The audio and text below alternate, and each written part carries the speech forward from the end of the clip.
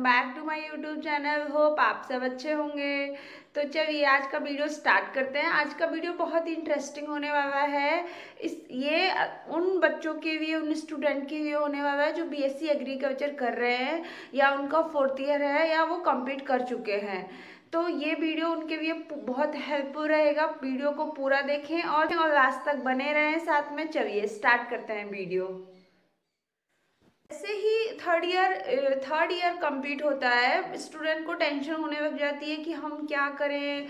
हम जेआरएफ की तैयारी करें फॉर मास्टर्स या हायर एजुकेशन के लिए, या फिर किसी जॉब की तैयारी करें। तो मुझे लगता है ऐसी कंडीशन में अगर आपके पास पेशेंस है, ठीक है, कि आप पढ़ सकते हो, आपको अभी कोई फैमिली प्रेशर नहीं है, जॉब की रिस्पॉन्सिबिलिटी नहीं है, तो आप आराम से हायर एजुकेशन में जाइए, ठीक है।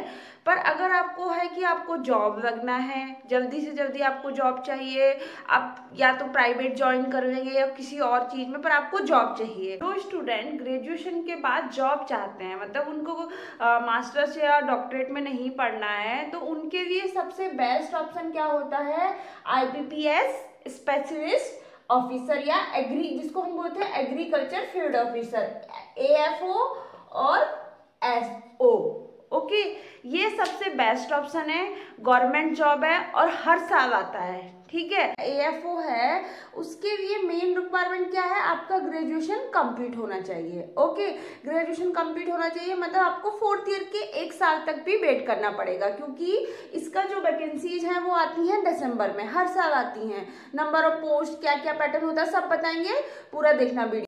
तो अब हमको 1 साल वेट करना है, तो उसके लिए या तो ये कर सकते हैं हम क्या कि तैयारी कर रहे हैं 1 साल रूम पे रह के, घर पे रह के, या किसी कोचिंग ज्वाइन करके हम बैंक की तैयारी कर रहे हैं। एक ऑप्शन तो ये है।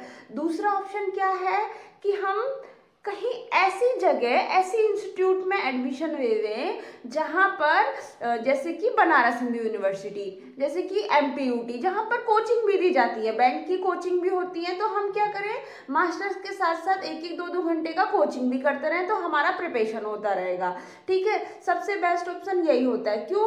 अगर खुदा ना खास्ता आपने 1 साल रूम पे रह के, घर पे रह के प्रिपरेशन किया, अब मानो बैड लग के आपका नहीं हुआ, तो आपका 1 साल बर्बाद हो गया।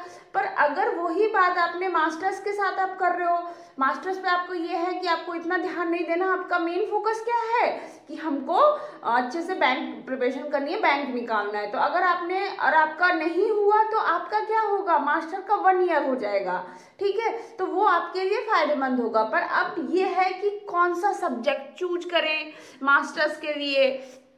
तो मुझे लगता है जैसे जो ये AFO का जो मेंस पेपर होता है उसमें एग्रीकल्चर आती है, इसलिए ये एग्रीकल्चर वालों के लिए बहुत मतलब एग्रीकल्चर वालों के लिए मेन होता है। तो हम क्या कर सकते हैं, ऐसा सब्जेक्ट हम पुराना क्वेश्चन पेपर उठा के देखें, तो मैंने देखे तो मोस्टली जो होते हैं एग्रोनॉमी, सॉइल साइंस, हॉर्टिकल्चर, पर इसमें जो है question dairy science, okay, animal husbandry, ऐसी चीज़ों से भी, ऐसे सब्जेक्ट से, स्ट्रीम से भी बहुत पूछे जाते हैं। तो आप ये कर सकते हो कि आप अगर आप सेकेंड ईयर में हो, मे बी अगर आप सेकेंड ईयर में हो, तो आप सोच रहे हो कि आप अभी से क्या करें मैम, हम तैयारी करें या फिर हम लोग बैंक की तैयारी करें या फिर JRF की। तो आप ऐसा करो, सबसे बेसिक चीज़ है, आप जनरल एग्रीकल्चर पढ़ना स्टार्ट करो। जनरल एग्रीकल्चर की जो बुक है, जैसे अरुण कात्यायन की बुक, ठीक है, डिस्क्रिप्शन बॉक्स में मैं दे दूंगी कौन कौन सी बुक है, आप देख लेना। अरुण का नेमरस सुंडा की बुक, ओके। और पहले, सबसे पहले, ऐसा नहीं है, किसी चीज का प्रिपरेशन करने से पहले सबसे पहले क्या है कि आपको उसका सिलेबस पता होना चाहिए। जैसे मानो आप बैंक की तैयारी करना चाह रहे हैं या फिर किसी और सब्जेक्ट से आप JRF करना चाहते हैं, मान लिया, आप ऐसे सब्जेक्ट चूज करो जो आपको बैंक में भी हेल्प करे। अगर आप मास्टर्स या डॉक्टरेट नहीं करना चाहते, ये इस कंडीशन में है। पर अगर आप मास्टर और डॉक्टरेट करना चाहते हो, तो किस सब्जेक्ट का ज़्यादा स्कोप है, किस सब्जेक्ट की कितनी सीट है, उसके अकॉर्डिंग सब्जेक्ट चूज करो। तो सेकेंड ईयर, थर्ड ईयर के बच्चे जो बैंक की तैयारी करना चाहते हैं, उनके लिए सबसे अच्छा है कि वो जनरल एग्रीकल्चर बुक पढ़ना स्टार्ट कर दें। डेली 2 से 3 घंटे पढ़े। मेरा ये मानना है कि अगर आप किसी फील्ड में मेहनत कर रहे हैं, हार्डवर्क कर रहे हैं, तो उसको पूरा दें। अगर करना है तो अच्छे से करो, वरना मत ही करो, ओके।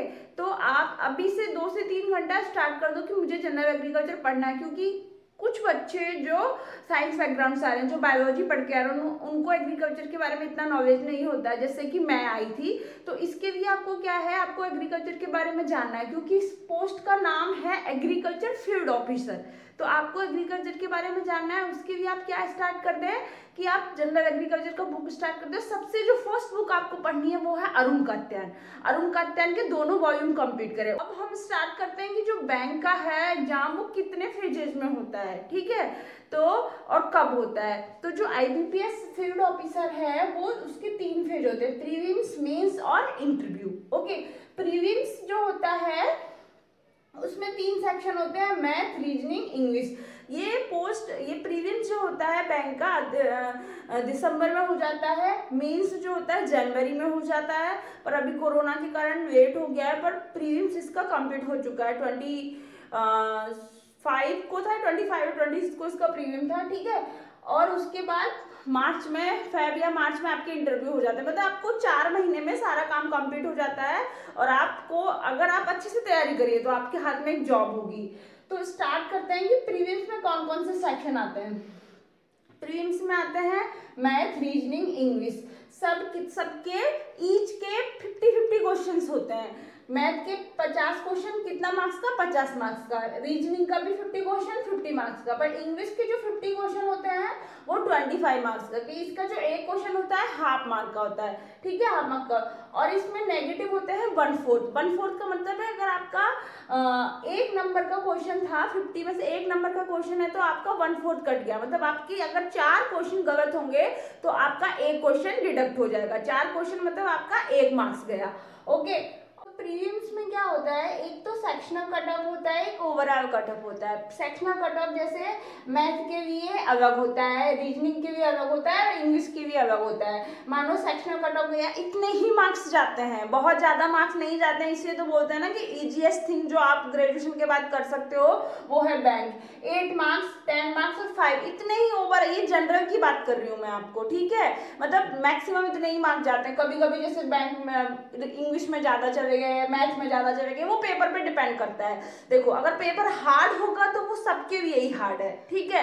ऐसा नहीं कि आप सोचो कि अगर तैयारी की है तो और आप पेपर देने का आपको अगर पेपर हार्ड है, मेरा क्वेश्चन कम अटेम्प्ट हो, तो वो सबके ही कम अटेम्प्ट होंगे। ओके, पेपर इजी है तो कट ऑफ ज़्यादा भी जा सकता है, बहुत +-5 कर सकते हैं हम इसमें ना।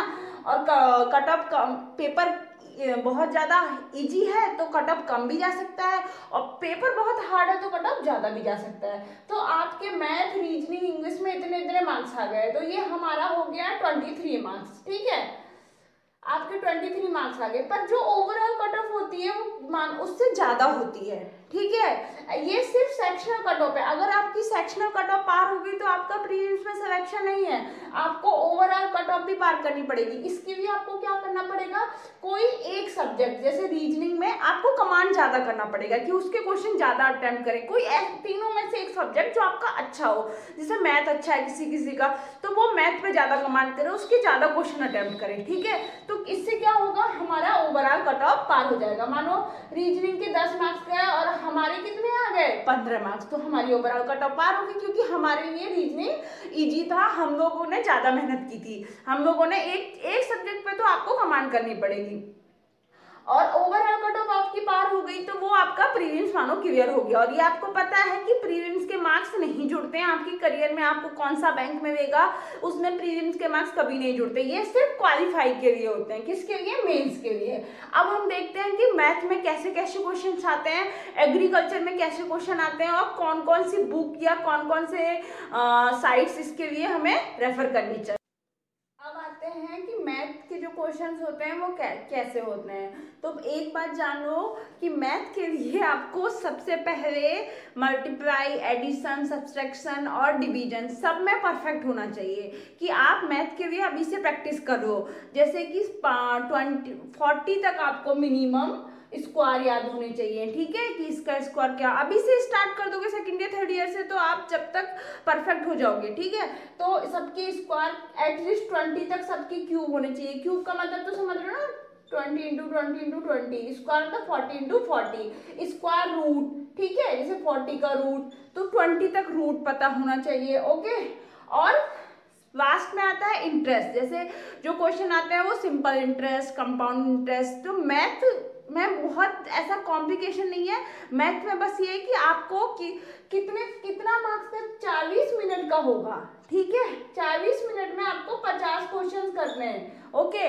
तो आपको एक क्वेश्चन के लिए 1 मिनट से भी कम टाइम है, तो उसके लिए आपको आपका जो कैलकुलेशन है वो बहुत फास्ट होना चाहिए, ठीक है।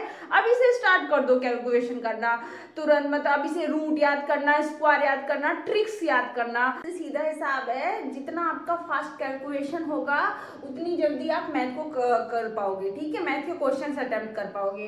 कम से कम आप टारगेट लेके चलो। देखो मुझे लगता है नहीं कोई, आप 10 बुक मत पढ़ो, 10 बुक ऐसी मत पढ़ो जिनको एक बार पढ़ सको, ठीक है। आप एक बुक ऐसी पढ़ो जिसको आप 10 बार पढ़ सको। तो आप जितना ज्यादा रिवीजन करोगे ना चीजों का, जैसे स्क्वायर का, नॉर्मल डेली रूटीन में इनको इन्वॉल्व करो। आपकी स्क्वायर याद करना, रूट याद करना, अपने दोस्तों के साथ सब, चलो 8 का आप बताओ, 9 का आप बताओ, आपस में ऐसे ही ग्रुप बना लो, ग्रुप स्टडी करो। तो मैथ के लिए अगर आपका मल्टीप्लिकेशन, आपका कैलकुलेशन, आपका डिवीजन, ये सब अगर आपका ये फास्ट है तो आप मैथ कवर कर लोगे, ठीक है।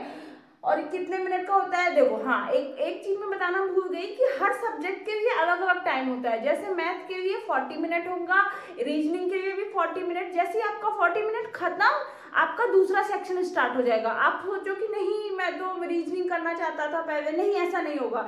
आपको जो ही ये ऑनलाइन होता है ये एग्जाम, ठीक है, आपको एक बार जो मिल गया, जैसे रीजनिंग मिल गया, तो आपको उसके लिए 40 मिनट मिलेंगे। उसके बाद 40 मिनट खत्म, आपका ऑटोमेटिक मैथ आ जाएगा। तो आपका ये पेपर कितने घंटे का होता है, 2 आवर्स का, 120 मिनट्स।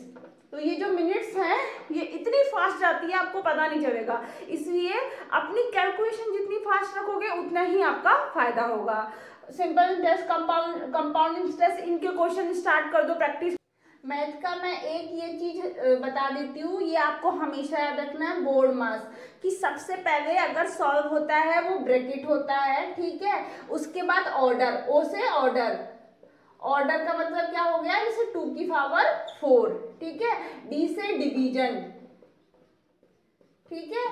एम से मल्टीप्लिकेशन, मतलब फिर मल्टीप्लाई करेंगे, उसके बाद फिर एडिशन, फिर सब्सट्रैक्शन। की पहले ब्रैकेट को सॉल्व करेंगे, उसके बाद ऑर्डर को, उसके बाद भाग देंगे, उसके बाद मल्टीप्लाई करेंगे। अगर ये सब एक सीरीज में है, मानो अगर हमारे पास 3 है, डिवीजन, एडिशन, सब्सट्रैक्शन, तो आपको सबसे पहले क्या सॉल्व करना है, डिवीजन। ये मैथ के लिए सबसे, ये चीज आपको पता होना ही होना चाहिए, इसलिए मैंने आपको बता दिया। अब आते हैं रीजनिंग पे। रीजनिंग का 50 क्वेश्चन आते हैं, 50 मार्क्स के रहते हैं। कितने मिनट में करना होता है, 40 मिनट में। मतलब एक क्वेश्चन को 1 मिनट से भी कम टाइम है। तो इसमें कितने तरह के क्वेश्चन हो सकते हैं, कैसे कैसे क्वेश्चन हो सकते हैं। सिलोजिज्म, ठीक है। आपको अगर आप पहली बार बैंक के बारे में पढ़ रहे हैं तो आपको ये टर्म नहीं लगेंगी, पर इनके बारे में बहुत यूट्यूब पे डिटेल से वीडियोस दी गई हैं कि आपको सिलोजिज्म के क्वेश्चन सीखने कैसे करने हैं, दिए हुए हैं यूट्यूब पे। इनइक्वालिटी मतलब ग्रेटर देन, लेस देन, ठीक है। पजल्स, 3 से 4 पजल्स आती है। तो मेरा यही मानना है कि अगर आप पजल्स अच्छे से करोगे तो पजल 5-5 मार्क्स की आती हैं, तो आपकी 20 मार्क्स तो ऐसे ही कवर कर जाने। आपको मार्क्स लाने भी हैं और आपको नेगेटिव भी नहीं करने, ये मेन फोकस के क्वेश्चन, ठीक है। ये सब कोडिंग डिकोडिंग, मतलब ये रीजनिंग में 5-6 तरह के क्वेश्चन आते हैं। हर एक जो टॉपिक है, हर एक जो वो है, उस पर यूट्यूब पे आपको डिटेल से वीडियो मिल जाएंगी, पर मैं आपको बताऊंगी इसकी तैयारी कहाँ करनी है, कैसे करनी है। बहुत सारे जो बच्चे होते हैं, बहुत स्टूडेंट मैथ रीजनिंग को निकाल लेते हैं, ठीक है। जहाँ कहाँ पे भटक जाते हैं, कहाँ कहाँ पे जो बहुत स्टूडेंट होते हैं वो मैथ रीजनिंग को कट ऑफ पार कर देते हैं, पर इंग्लिश की जो कट ऑफ होती है वो बहुत डिफिकल्ट हो जाती है, क्योंकि एग्रीकल्चर के बच्चे रहते हैं, उनका मोस्टली हिंदी मीडियम से ही रहते हैं, तो इसलिए प्रॉब्लम होती है। तो इसमें 40 मिनट का पेपर होगा, 50 क्वेश्चन होंगे और एक क्वेश्चन आधे मार्क्स का रहता है, ठीक है। इसमें क्या क्या आते हैं, पैसेज तो आप सब जानते होंगे ना, पूरा पैसेज लिख देते हैं, उसके बाद नीचे क्वेश्चन पूछते हैं, ठीक है। उसके बाद उसमें सिनोनिम्स, एंटोनिम्स, ठीक है। और कौन कौन से आ सकते हैं, जैसे फिल इन द ब्लैंक्स, कौन सी हेल्पिंग वर्ब होगी, कौन सी वर्ब की फॉर्म लगाएंगे, सेंटेंस करेक्शन और एक्टिव पैसिव वॉइस, उसके बाद पूरा ग्रामर करेक्शन की मतलब कि इसके लिए मेनली आपको सेंटेंस पता होना, मतलब आपको टेंस पता होना चाहिए, पास्ट प्रेजेंट, सबकी हेल्पिंग वर्ब पता होना चाहिए, सबके साथ कौन कौन सी आईएनजी लगेगा, वाज वर्ब कब, ये सब पता होना चाहिए, जो बेसिक चीजें हैं, ठीक है। पर जो हमारा मतलब मार्क्स वाला क्वेश्चन होता है जिससे हम ज्यादा मार्क्स कवर कर सकते हैं, वो है पैसेज, ठीक है। तो मेनली आप ध्यान दो, पैसेज सॉल्व करना स्टार्ट कर दो अभी से, ठीक है। उससे क्या होगा कि 2 से 3 पैसेज आते हैं और बहुत ज्यादा कट ऑफ नहीं जाती है, 10 मार्क्स मतलब 5 से 10 8 मार्क्स के बीच में ही कट ऑफ जाती है। अब हम आते हैं मेंस में। मेंस में जो होता है एग्रीकल्चर प्रोफेशनल नॉलेज, एग्रीकल्चर के बारे में मोस्टली क्वेश्चन पूछे जाते हैं। 60 क्वेश्चन होते हैं, ठीक है। कितने मार्क्स के? 60 मार्क्स के, ओके। और कितना टाइम मिलता है? 45 मिनट्स। तो इसमें क्या क्या किस किस मतलब जो मेन सिलेबस है वो है, जैसे पहला तो एग्रीकल्चर के करंट अफेयर्स, वो आपको सबसे पहले नॉलेज किसकी रखनी चाहिए? एग्रीकल्चर करंट अफेयर्स की। उसके बाद soil science, animal husbandry, horticulture, fruits crop, vegetables crop, ठीक है, सीड टेक्नोलॉजी, एग्रीकल्चर इकोनॉमिक्स और रूरल वेलफेयर, जो स्कीम्स चल रही हैं नई नई, एक्सटेंशन, एजुकेशन, ठीक है। मतलब ये पूरा एक तरीके से जो हम पूरा 4 साल में पढ़ते हैं सबके बारे में पूछ लेता है। मेन जो सिलेबस है वो आपका मैं इसके डिस्क्रिप्शन बॉक्स में डाल दूंगी। पर जो एग्रीकल्चर की मेन चीज होती है ना, ये कभी तो बहुत इजी आ सकता है, इसकी कट ऑफ बहुत कम नहीं जाती है। 60 मार्क्स का है तो इसकी कट ऑफ 40 तक कट ऑफ गई हुई है, ठीक है। तो आप टारगेट करो कि आप 35 से तो ऊपर आपको लाना ही है। इजी पेपर है तो ऑटोमेटिक 40 से ऊपर आ जाएगा, पर आप टारगेट करो 35 से प्लस का। और लास्ट जो आता है वो होता है इंटरव्यू। आपका मेंस हो चुका है, अब हम इंटरव्यू देने जा रहे हैं। इंटरव्यू कितने मार्क्स का होता है? 20 मार्क्स का, ठीक है। इंटरव्यू आप बोलोगे मैम प्रीलिम्स तो मेंस तो 60 मार्क्स का था, तो ये फिर 40 मार्क्स का होना चाहिए। नहीं, इसका जो ये 60 मार्क्स किसके बराबर होते हैं? 80 मार्क्स के बराबर। इंटरव्यू और मेंस और इंटरव्यू का जो होता है रेशो 80/20, मतलब अगर आप मेंस में एक क्वेश्चन ले आए तो वो कितने के बराबर होगा? 1.33 के बराबर, ठीक है। तो इंटरव्यू के मार्क्स बहुत ज़्यादा डिफर नहीं करते, बेसिक नॉलेज के लिए होते हैं। अब अगर आपके मेंस में मार्क्स अच्छे हैं तो आपको सिलेक्शन होना पक्का है, ठीक है। तो ये मैंने आपको आज बैंक IBPS स्पेशलिस्ट ऑफिसर या एग्रीकल्चर फील्ड ऑफिसर के बारे में ब्रीफली बताया, बहुत ज़्यादा नहीं बताया है, ठीक है, क्योंकि आप लोगों की रिक्वेस्ट आ रही थी, ये इसलिए मैंने ये वीडियो बनाई है। और वीडियो को बहुत ज़्यादा देखें और शेयर करें, चैनल को सब्सक्राइब करना ना भूलें और बेल आइकन को दबाएं ताकि आपको मेरे सारे वीडियोज का नोटिफिकेशन मिलता रहे।